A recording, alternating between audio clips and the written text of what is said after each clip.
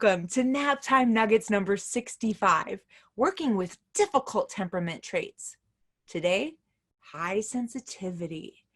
This is a trait I didn't know anything about, but I did know all the challenges that can come along with this trait. Because when I had my first child, I had no idea about parenting, about caring for kids in group settings. I had no idea. I worked so hard to figure this out year after year, working for early childhood family education, partnering with parents and childcare providers to help learn tips and tools that could help me support my young child. And when my youngest was 6 years old, I went to a class at the University of Minnesota by Mary Sheedy Kursinka. She wrote Raising Your Spirited Child, Kids, Parents, and Power Struggles. And her class and that book changed my life. So I have a 2-session series that you can actually take 4 training hours.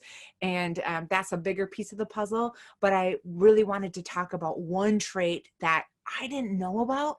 And once I found out about it, I actually felt really bad because my firstborn has high sensitivity and I didn't understand it was real for her. So if you've been in my sessions before, you've heard the snow pants story, but let me show you this picture after I let you know what is it that really matters about this. Why are we talking about different temperament traits and how to work with them successfully? Well, because it increases the child's confidence and self-esteem when they can start to learn about how they're wired and naturally respond to the world and what they can do about it. It helps increase their abilities, their understanding of themselves and what their needs are, but also appreciation and understanding of others. And when you understand the child's temperament and work with it successfully, that child is more connected to you and wants to work with you, which means, you guys know, right? Less power struggles and less negative behavior. Sound good? So here's a picture of my firstborn at her absolute wonderful first birthday party. It was wonderful for me, but look at her face. Does she look happy? So I had in my head that to be a good mom, I had to throw big parties. So I had some of my family over. I had some of our friends from the neighborhood over. And here's her. She literally sat in the chair like, oh my God, where are all these people? She's so sensitive that all of a sudden all these people coming in her environment was totally overwhelming for her. So she wasn't having any fun. So I'm glad I figured out later about her natural temperament and how she had this high sensitivity and how I could adjust. So I remember when she was 5 years old, I said, what would you like to do for your birthday? And she was like, oh, can I just go to a movie with 2 of my friends? What? No party? No party. Too much activity, too many people, too many emotions is overwhelming for a child with high sensitivity. So I had to learn how to work with her in a way that she could be successful. So that's what this is about, looking at a child that gets overwhelmed by too much activity, that really can get whiny and stop, you're overstimulating me, they would say if they could talk. You see this little child in the left corner, sometimes they get like, because they go crazy because they literally feel more. The lights are brighter, the sounds are louder, those tags in their clothes are driving them crazy. So they might really look frustrated and just really not able to cope with certain scenarios, especially in group settings. And then this last little guy, he's shutting down. He's absolutely shutting down. He's like, I can't take it anymore. This is all high sensitivity. This is what it looks like. It's normal. It's on the continuum, low sensitivity to high sensitivity. But when a child is high sensitivity, they're going to need a little extra. So that's where we come in to provide a good fit, a fit that's going to help that child be successful. So it's all centered around triggers. So stand back and think about what sets off a child with high sensitivity. What is a catalyst to all those negative behaviors we just talked about? Well, too much stimulation, tags, bumps, hot and cold, noises, smells, people's feelings and emotions and anger. Now what that sensitive child in a group setting, how much of that are they seeing, feeling, experiencing around them? A lot, right? So they're going to need a little extra.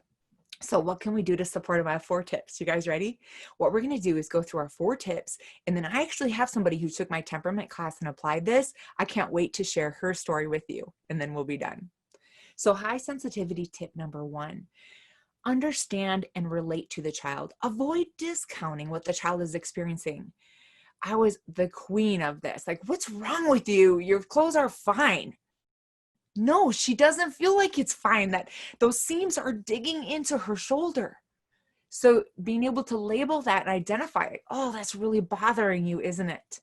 That's going to help the child go in their mind and think about what they can do about it. So number 1, just understand and relate to what it must be like to get overwhelmed when there's a lot of activity around you. Be that person who gets it. Second, look at this scenario with these kids sitting at the table. Which one would you say is high sensitivity? I'm looking at this young lady here. She looks like she might be getting a little overstimulated by all the activity. Now, this is beautiful. Look at this environment with all the colors and activities and wonderful things happening. For a child that's high sensitivity, this can be tough. So it's recognizing that, the environment that I provide is going to make a difference with how that child feels. So we had a little girl who was sitting at the activity table, and she would refuse to do activities.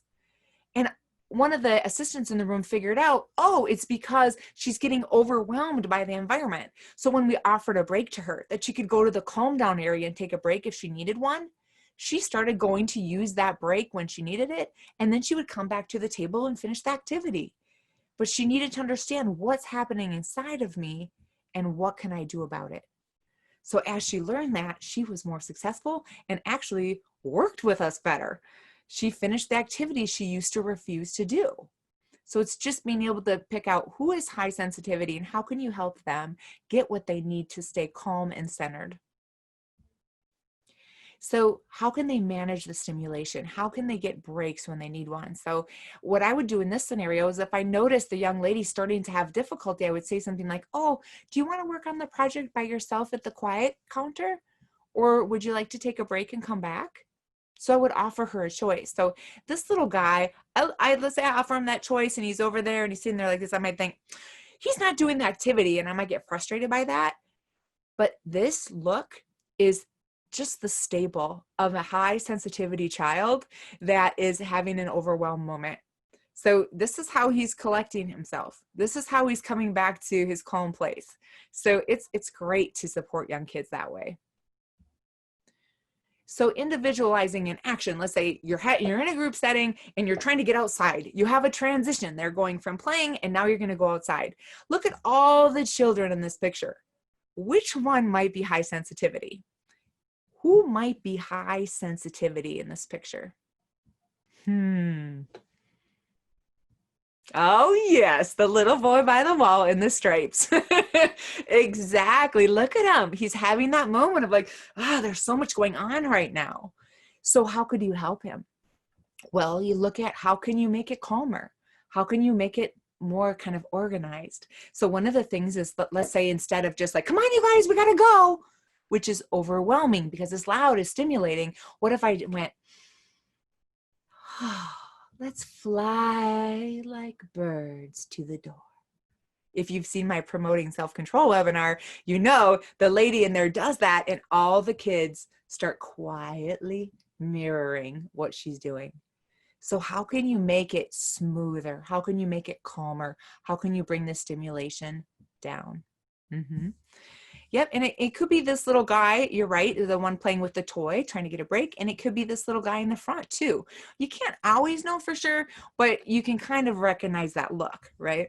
So that's the child who's going to need a little extra, and a little extra thought, a little extra consideration in order to be successful. So high sensitivity tip number 3, avoid too many things planned in a day. I know this is difficult. We have to do so much, right? We have activities and fun things and we got to read, and maybe we're going to do our curriculum time, and now we're going to go to our circle time, and now we're going to clean up, and now we're going to go outside, and now we're going to have a snack, and now that child is way overwhelmed. So how can we limit the transitions? How can we pull out some things that don't have to be in the day? if you have a child that's having difficulty. So it's just recognizing how can you provide a good fit for that child with high sensitivity. And for me, I can go all day. But my firstborn, by the time I was at the third store, Menards, grocery store, now Target, she's falling apart because she's overstimulated. So you can look at this in group settings, or you can look at it just even with one child. How much can that child handle before they start to fall apart? All right, we're almost finished. High sensitivity tip number 4.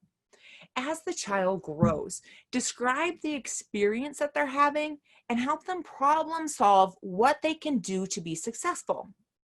So my child at 6 years old comes out and grandma has given her this wonderful dress that has the really scratchy front on it. And she's like, "Ooh, it's bugging me." I'm like, "Oh, you really feel that, don't you? You can feel that scratching into your skin. What can you do?" She thinks about it. "I can put a t-shirt under it." Good idea. See, so I didn't have to discount her. I didn't have to act like that's not how she was or tell her she's being too sensitive. I just helped her problem solve what she could do about it.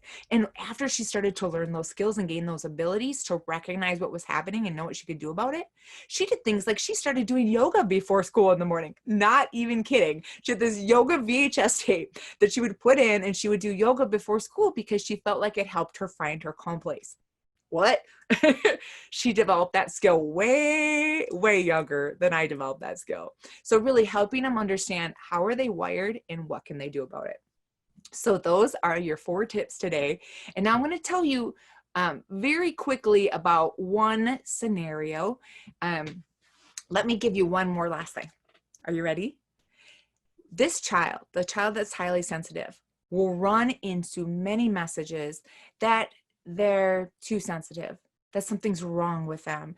You know, they'll get discounted by people around them. In our culture in the US, generally, it's not a valued trait, although this trait is very valuable. That high sensitivity kid is going to have a lot of empathy. They're going to be able to really attune to the kids around them and adapt better. They're not going to just step on people and get in their space. They're going to give other kids space because they're going to recognize the cues other kids are sending. So they need to get positive messages about who they are. So you can say things like, "You have very discriminating taste." "You know what you like." "You are very observant and aware of the people around you." "You are sensitive to other people's feelings. You really pick up on what other people need." These are positive messages to send to the child about how they are, because Lord knows we don't need a lot of low sensitivity kids. That's what I was. And I got in a lot of kids' space and I made a lot of people uncomfortable because I didn't have the skills to recognize what it was people were feeling. So it really is such a high quality skill, this high sensitivity. So I teach this course. It's called Working with Difficult Temperament Traits, and it's a 2-session live webinar series. So what happens is people take the webinar and then they apply some of the information that they find most useful and then report back on how it worked. And then we all process it the next week and then learn about additional difficult temperament traits. So I'm excited to share with you one of the pieces of insight on a provider who chose to focus on high sensitivity and the results she had when she really worked to think about what is this child, how are they wired, and what do they need in order to be successful. So here's her story. She said, she was asked the question, "What did you do to provide a good fit and work with a child with a difficult temperament trait?" So she had decided to focus on sensitivity, a child that was very sensitive who was in her care. She said, "This week I focus on a child that I care for that is very sensitive. She is relatively new to care, so I didn't know her very well, but I noticed she's very reactive to noise and commotion. I didn't realize those were triggers for her until I really sat down and watched her and paid close attention to the times when she would break down. Turns out it's when it gets loud. She actually visually shrinks, cries, and fusses. I had provided her a spot away from others, but still in the room with a blanket and a floor pillow and some books. She is permitted to go there whenever she needs to, and despite being only 2, she is recognizing when she needs a break. That simple combination has made a world of difference in her temperament. She is much better at self-soothing, and we are having less breakdown moments. Results. The result has been less tantrums and breakdowns and a much happier child. Providing her with a spot to get away and calm down has been very helpful. It has been challenging to catch her before she becomes completely overwhelmed. However, because at that point, it's much harder to calm her. I hope to be able to continue to teach her to recognize the triggers and continue to work on ways to decompress. Lucky child. That's all I can say. This child is learning it too. What it took me into my 30s to learn. It's like, what does overwhelm you and what can you do about it? And how do you find your calm place instead of losing it and throwing a tantrum, right? This is something we all could benefit from. But imagine this little 2-year-old, she's getting this wonderful care where the adult in her life is paying attention to what she needs and helping her get it. Wonderful. Love that. Absolutely love that. So the overriding message with temperament is to send a very clear message. You've got a special and unique personality. Let's work together to figure out what you need to succeed. Isn't that great? That's exactly what I want to do. So if you want to learn more, or maybe you even want to take that test I just talked about, go to my Facebook group, the Temperament Tools Facebook group. It is an excellent place, and it has lots of tools. It has links to my Naptime Nugget on working with high activity.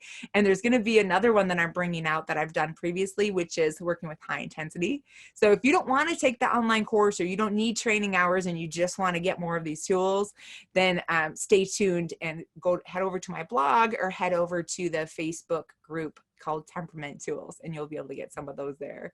Thank you for being here today. The reality is these young kids, they come with their own individual temperaments, and each one is wired a little differently. It is so tricky to figure out how the child is wired and what you can do to provide a good fit so that child will be successful. But I can tell you, it makes all the difference in the world.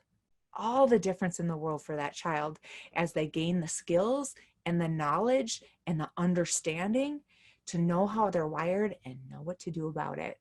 So thank you so much for taking the time with me today. We truly are more together, guys. Have a wonderful rest of your day. And I want to say over and out.